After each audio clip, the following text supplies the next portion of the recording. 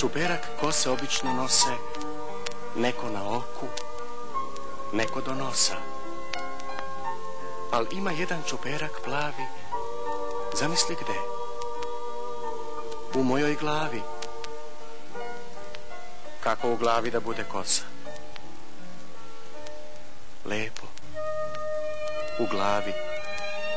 To nije moj čuperak plavi, već jedne sanje iz 6. A. Pa šta?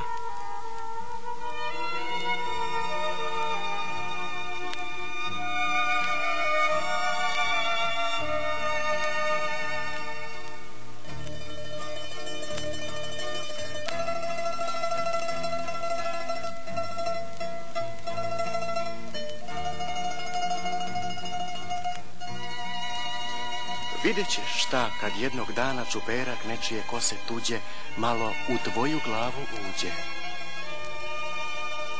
Pa se umudriš, udrveniš, pa malo pa pocrveniš, pa grickaš nokte i kriješ lice, pa šalješ tajne ceduljice, pa nešto kunjaš, pa se mučiš, pa učiš, a sve ko ješta učiš.